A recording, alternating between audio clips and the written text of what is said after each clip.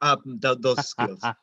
So yeah, what a great talk we just had from Alistair. I think it was an unbelievable trip to the past to help us understand what is really behind that manifesto and behind that weekend in Utah, and to learn a little bit about the present. What is the core? What is the real heart of Agile?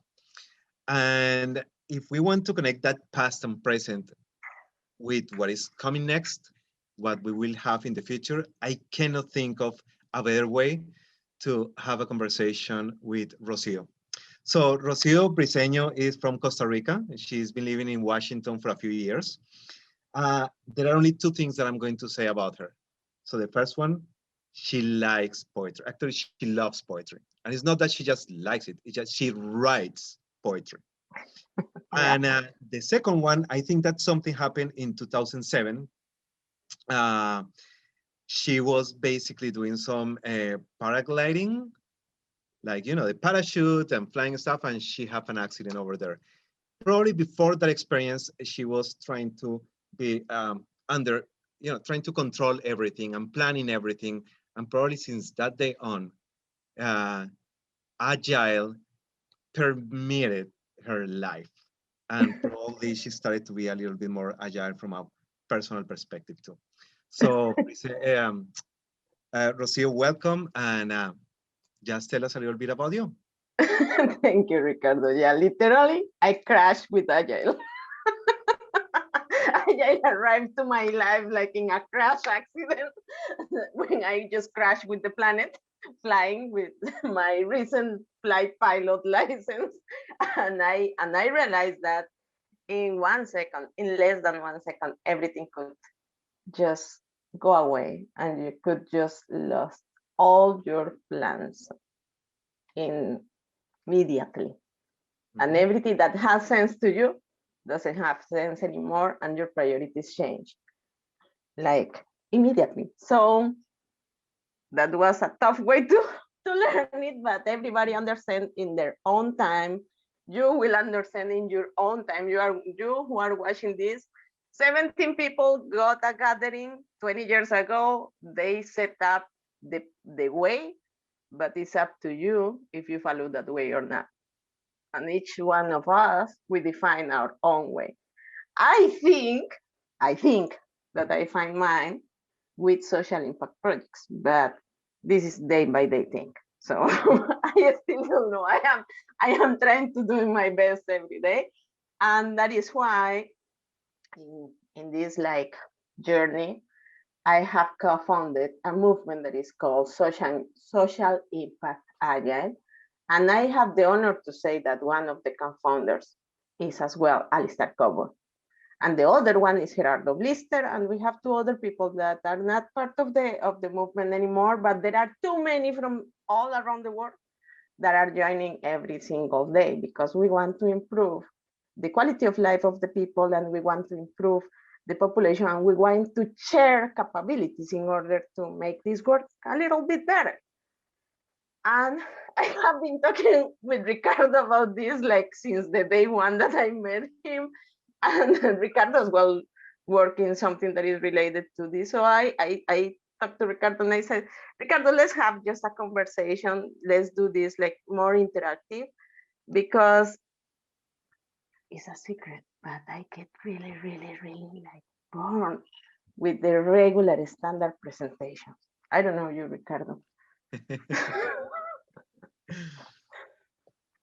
So what do you think? Have you ever listened to this? Oh, I forgot to introduce myself, but Ricardo already introduced me like really good. I am part of several communities, as Alistair mentioned. One of those communities that I love is Heart of Agile. I am as well part of PMI. I have been champion of Discipline Agile, and actually I am part of Global Volunteering Ethics. I am as well part of some communities in Scrum, and actually I am working as a consultant for international organization, multilateral organization, in how to make this Agile transformation using Social Impact Agile. As well, I am a student of Harvard Business School, and recently I started at MIT studying data economics and development for social development, of course. So, okay, that is about me and some little bit about my story, but what is this about the social impact? And it is about making a difference. And who makes this kind of projects or this kind of products or this kind of decisions? Because as Alistair mentioned to you, it's about making one decision every single day or multiple decisions every single day to make the life different, to choose not the easy path, to choose the correct and the right thing to do in order to be better and in order to help others to be better too. And that is about making a difference in a population, making a difference in a family, making a difference in a group, making a difference with just the next person that is in the same area that you are. And that is why we created Social Impact Agile, trying to follow this dream about the 5 commitments that I will talk to you like in a second, in the next slide.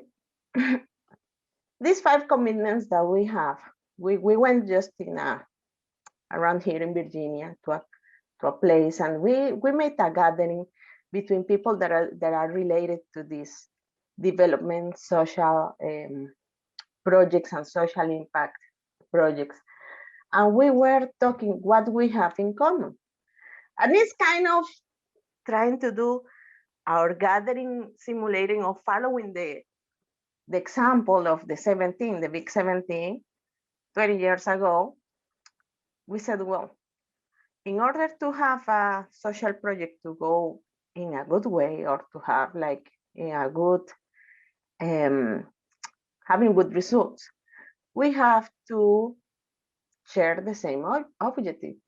And we were like, do we really have to share the same objective? Or we have to understand each stakeholder objectives? Because sometimes stakeholders are government, sometimes are private, sometimes are social, sometimes are the 3 of them. And each one has their own agenda and their own priorities. But we still have to accomplish the product. So we have to be really, really transparent in sharing those objectives and picking at least one that is in common, and understanding that each one of them have their own agenda, but we are going to try to synchronize all together in order to reach a single objective that is good for 3 of them or all of them. The other thing that we find in these 5 commitments is that we have to have the beneficiary or the person that will, the people that will receive the product actively involved during the whole effort and several efforts that we make. Why? Because sometimes people who designs this kind of projects or this kind of aids or this kind of like programs, they don't really feel the need. And if you have never been under starvation, you don't know how starvations feel. You don't know what is like not having food. So you have to be really, really like in touch of the population and in touch of the people that is living that problem or is living the people that are living that situation. In order to have them like really involved and not design something that is not going to be worthy. And this is mainly something that in Agile we know, because in Agile normally you say have the customer actively involved in all the process, but the customer here is not someone that maybe will pay, is someone that is a beneficiary or some of something of an effort. So Ricardo, I don't know what you think, if you have seen like any program that has been designed without having the beneficiary involved so far. Yeah, but before getting there, Nash has something to say. Yeah, if I'm so sorry, I'm interjecting, but I have a breaking news. Alistair is here. I saw him in attendees. I promoted him as a panelist, and he's here just in case. Welcome, Alistair. It's a pleasure having you here. Sounds good. I think he needs to turn his camera on in order to be here. Okay, yeah, answering your question, Rocío, yeah, there is something about social impact projects that we don't usually have in regular projects. We are usually looking for a profit or always focusing on the bottom line, but this is a different world, basically, when it's not just trying to put yourself in the customer's shoes, but you really have to understand the needs and the problems, and basically going there and actually trying to experience life as those people experience it right now. So that would be one of the questions. How can you approach your end customers in an effective way? Is that like design thinking comes into play, or is just a human perspective, or is you need some type of special people to go there and reach them?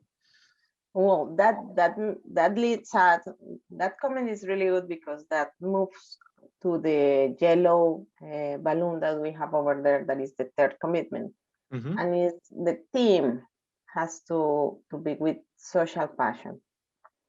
And this is something that when we were like defining this, we were arguing between each other or sharing thoughts, or maybe agree and disagree sometimes, because there are people that just don't care about others, and that is something sad. That is something that is real, and that kind of people cannot be part of a social impact project, because if we have like in the team someone that is just like lack of this sense of why we are doing this, or is just disconnected with the final purpose, that is not the person that makes these commitments. And that is why we mention this as 5 commitments, and these 5 commitments should be present during the project and at the beginning of the project and in every iteration or a sprint of the project, in the name that you wanted to put on that. And we have to identify as well the people that is not committed, because in that way you could handle better what is going on and what is happening, and understanding what are the risks and what are the actions that you must take, and what is the people, or which ones are the ones that are committed, and the ones that you know that you will work like strongly with them in order to have the things done. As well, the transparency is the 4th commitment. And because more of this project, or a lot of this kind of projects, has like public finances involved. I mean, sometimes is international loan, sometimes it is like crowdfunding, sometimes it is like donations, sometimes it is philanthropy, or sometimes it's like just sharing the usage of taxes. So transparency in terms of financing is a key, and transparency in terms of information as well, and in terms of attitudes, and in terms of everything that you are accomplishing is really, really important, because sometimes this could be as well legal problems in this kind of projects, okay? Yeah, there are tons of variables here that we don't really have in a regular basis and the commercial practice. So why don't you tell us a story that I'm pretty sure that you have plenty on your pocket about one of those projects that you have worked on? Okay, and before going to that, I will mention the last one, but not the least one, and that is the 5th commitment. That is frequent and visible results. As you know, we are talking about Agile, we are talking about results, we are talking about delivery. As well, if you have seen the heart of Agile, you've seen that we have collaboration, and in second place we have delivery as well. Like in the if you see the square is collaboration, delivery, reflect and improve. So delivery is key part of this. And let's go to one story. And the story that I would like to share, and that is in the next slide, is about a city that is called Tegucigalpa in Honduras. Honduras is in Central America. And Tegucigalpa is a nice city, as you can see in the picture. They have mountains, and it's a city that grows really fast. They have several constructions over there, and several like international services and businesses and stuff. The thing is that the city grew faster than the services, than the public services of the government. Mm-hmm. How you say that? Utilities. Utilities, yeah. Utilities or infrastructure. Thank you. Yeah, like I mean, the city grows, but they didn't have enough water to bring all the service to the city, so they have water shortage. And at some point, I was working in one multilateral organization that is called IDB Bank. And I was part of this like amazing effort of helping this country to make like a boot camp to solve this situation of water shortage, because that became really critical. Mm-hmm. So they call us and we create a multifunctional team.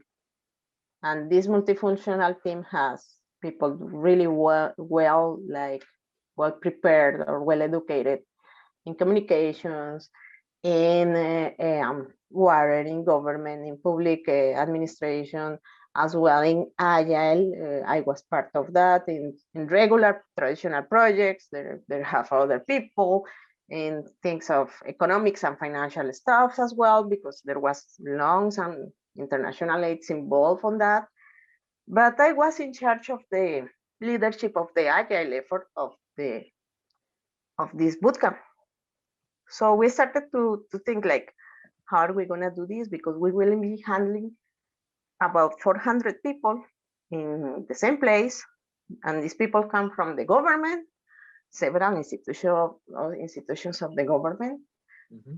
of the private sector as well, because everybody is involved with a water shortage. Everybody is affected. And as well, leaders from the society. And some students even we have like in this group. So we arrived earlier, and I had to call 25 Agile coaches actually that came from several areas of Latin America with several focus. I mean, like specialties. Some of them were about Scrum, others were like about the other practices, Kanban. Like Kanban, yeah, thank you, like extreme programming, DSM.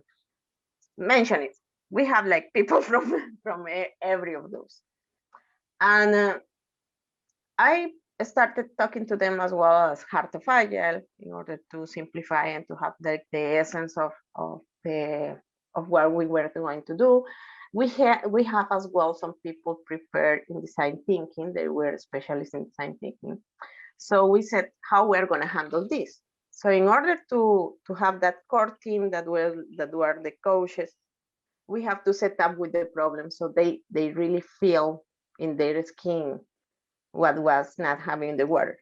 So we went around the city to understand and to talk to the people and to have the sensibility about that. And the next day as well, when we started the bootcamp, everybody was there, the leaders of the country as well. And we started with design thinking, so they put the ideas and they make like their small prototypes or ideas of the prototypes to solve the problem. And we mix it together, all the groups. So we have people that has like one point of view, sit in the same table with people that has totally other point of view, and they registered by themselves in each initiative.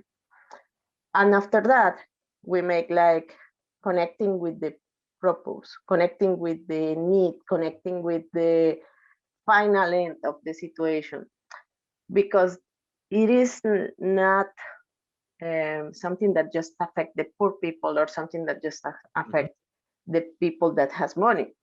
Everybody was affected when there is no water. Yep. So when they have the connection, they started to make like a small groups. We make like cells, small groups, and we started to work to design like a release plan with the projects.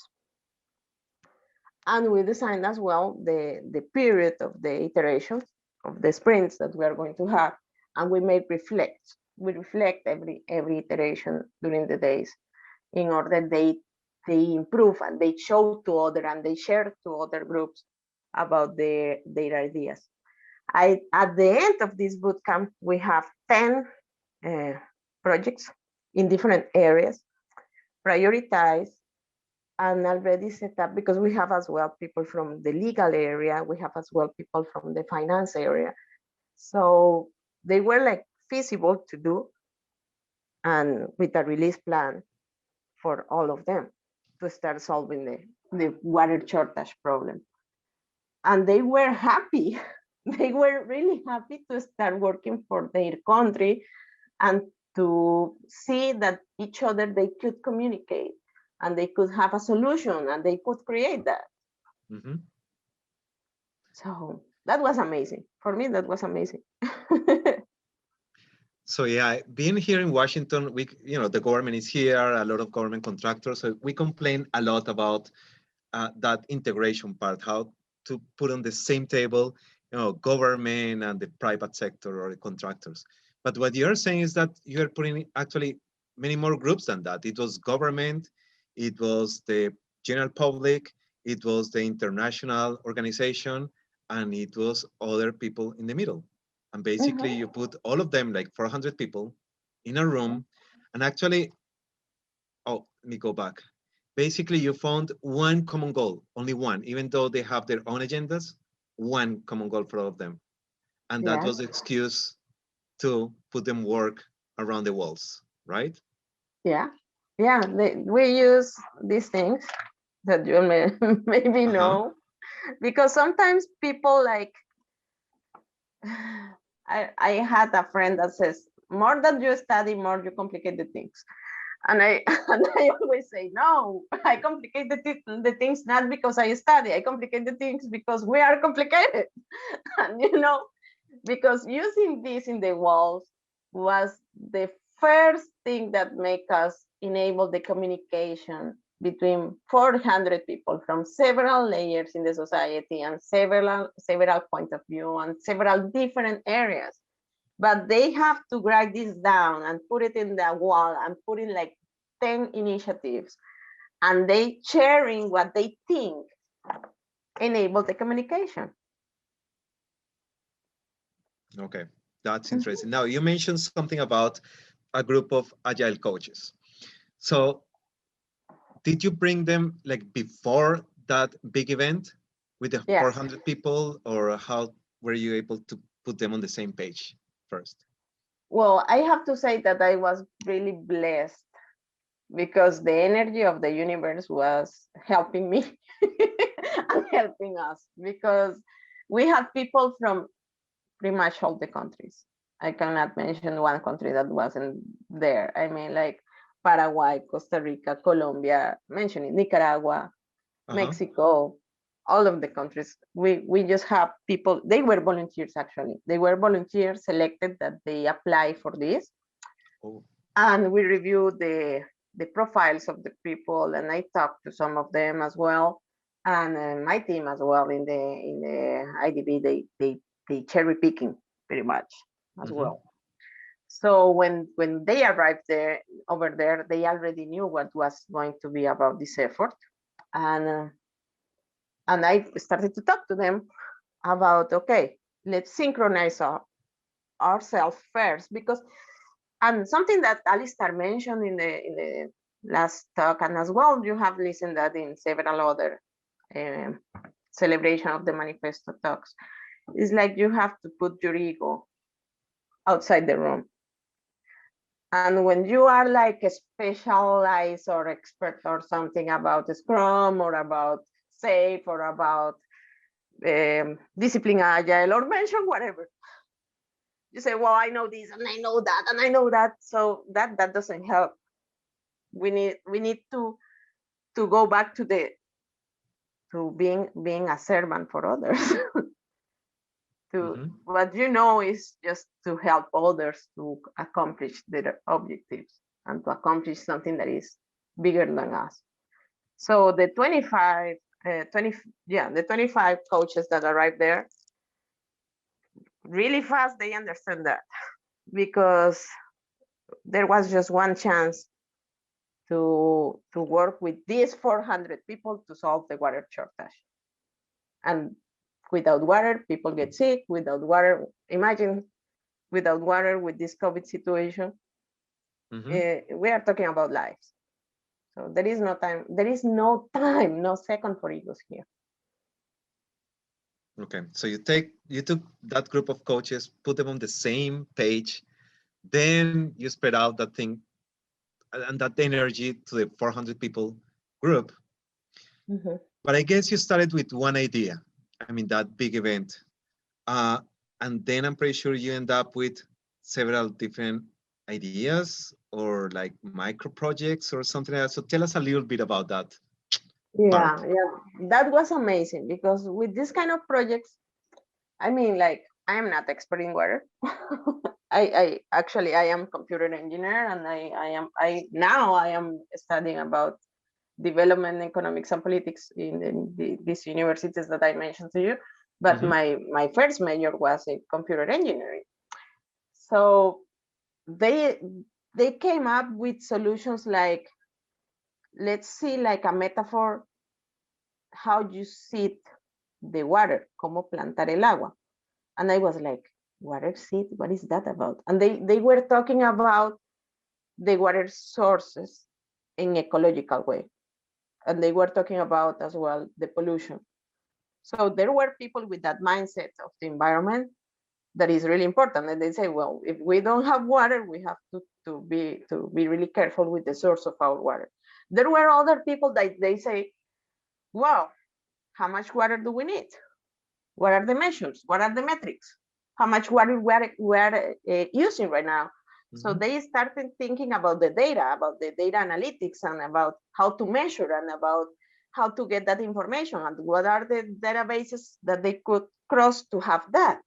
There were other people that they were, no, we have to change the design of our constructions or our buildings or the houses. So they designed recipients that came in the top of the houses in order to reuse the water.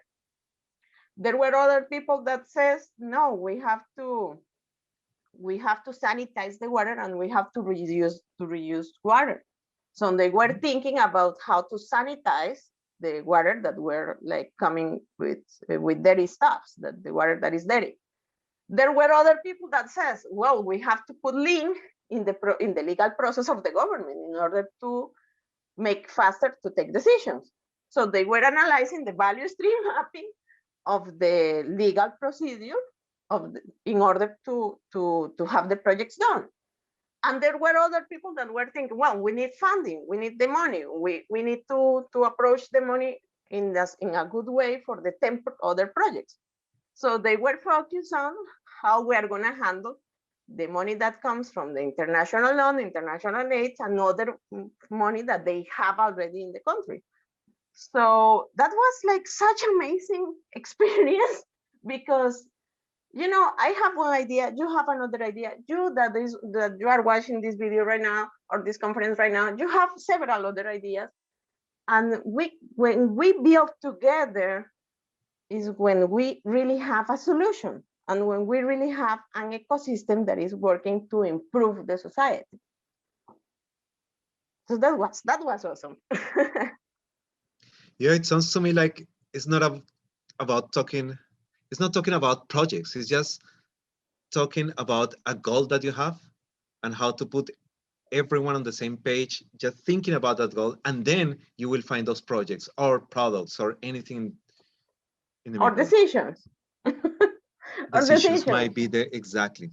And the attitudes, because if you have the attitude to help, you will do something. And if you have the attitude to become better and to reach your goals, and you have the discipline to not go to the easy way or to the selfish way and do the things in the right way, we will do it together and we will accomplish our objectives, our goals. Now, one thing that is really impressive is that coming from Latin America, you can see a difference. That is a very hierarchical society, and at work especially, the status and the role or that you have is something that has a lot of like weight in people's lives. So how did you manage that part?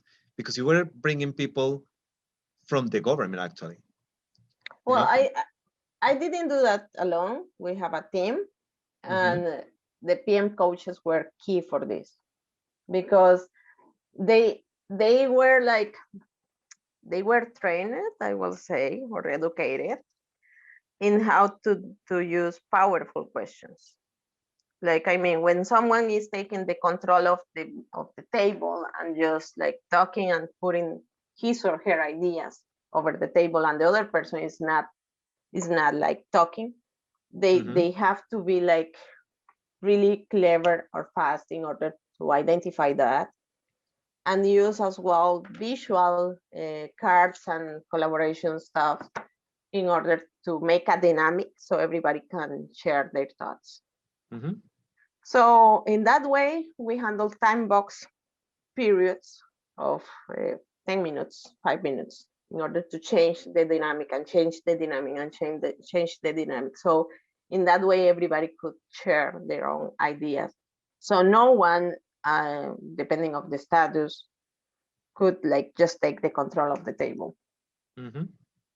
Okay, great, Rocío. We have like 10, 11 more minutes, but I know that you have some more slides. Very cool.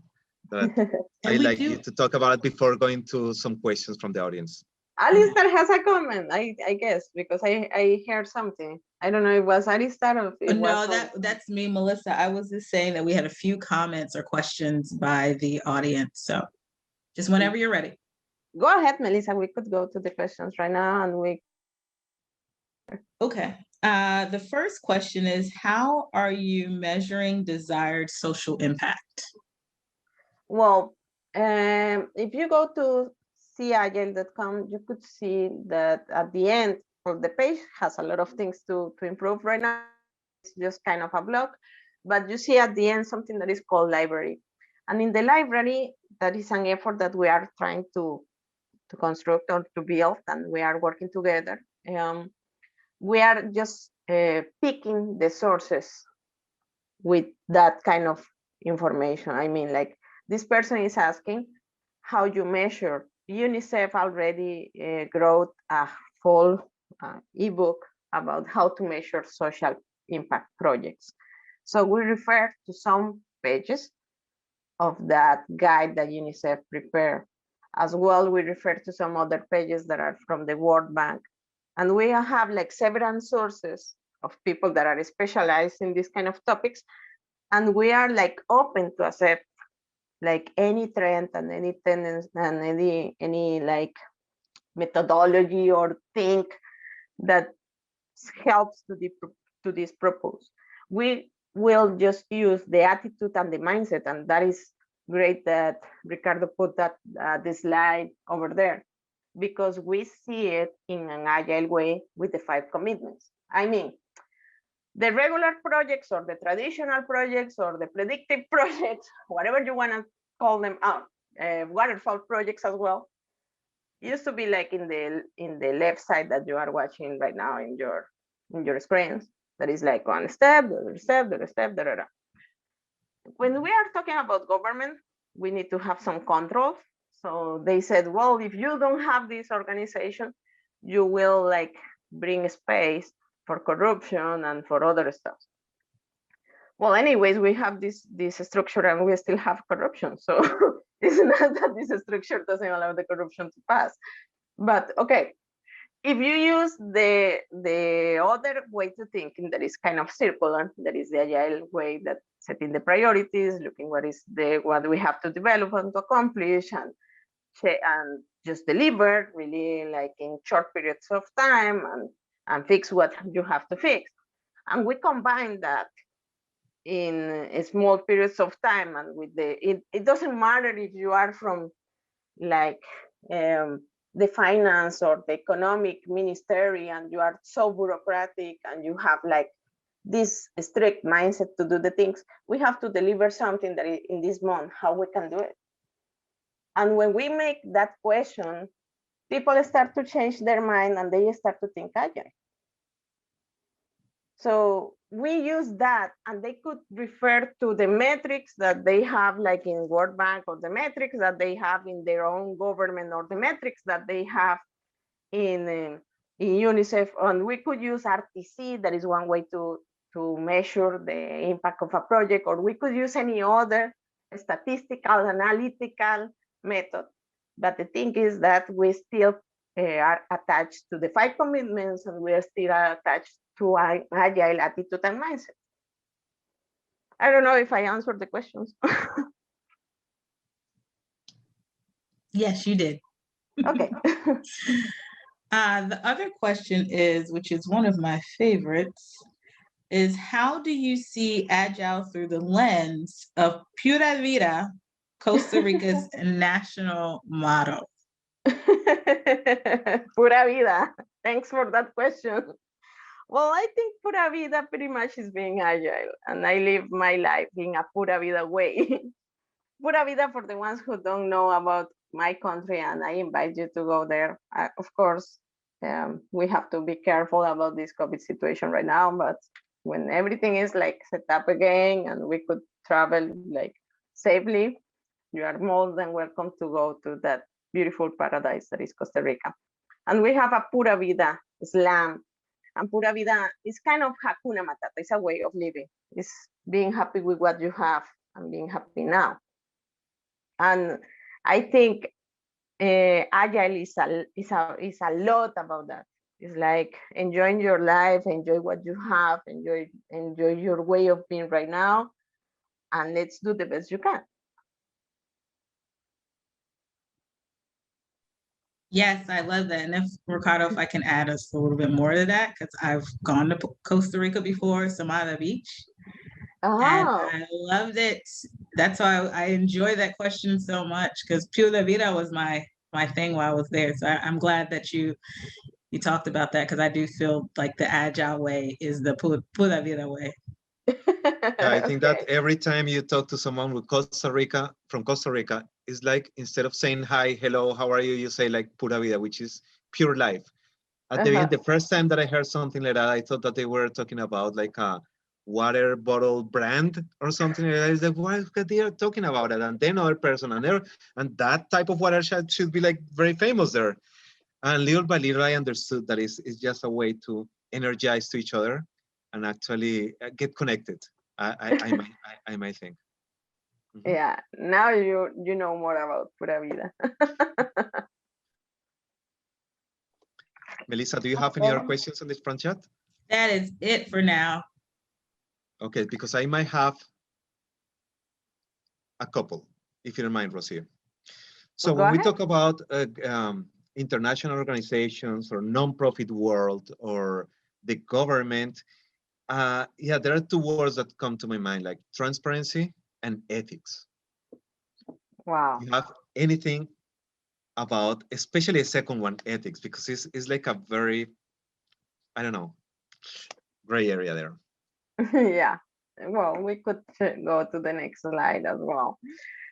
I mean, ethics is intrinsic in Agile, and that is why in C Agile we refer to several ethics framework to take decisions, because the ethics is different according to where are you located and what is your context. I mean, someone could say like killing someone is something unacceptable, but I could tell you that if someone puts a hand over my little stepdaughter that is 7 years old, I will be able to kill someone. and I know that is something bad, and I know that is something wrong, and I know that is something that is unethical, that is not socially accepted.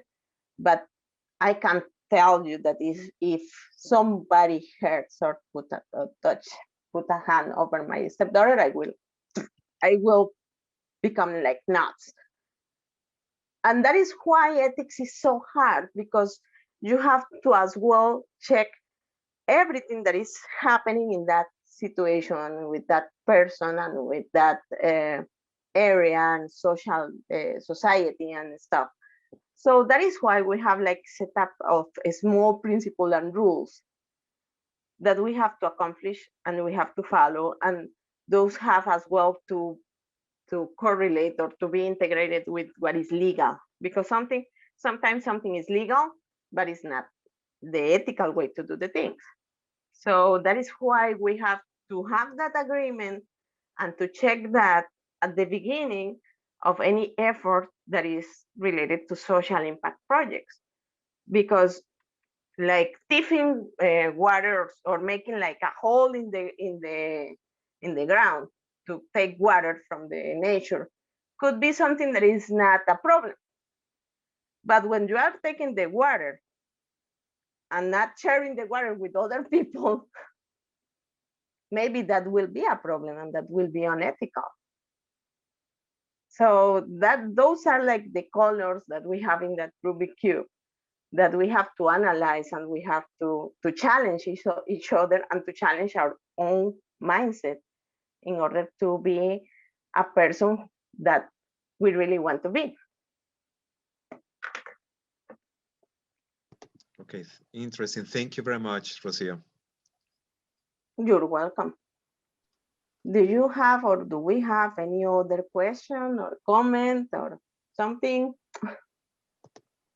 No, Ricardo, I'm assuming that, or Melissa, I'm assuming all our questions have been exhausted. Yeah. Correct. Yep. All right, perfect. That means so this is it's already 12. And now it's time for 10 minutes break, and our session will start. Any closing note from you, Ricardo, Melissa, or if you don't mind, I can close it too. Totally up to you.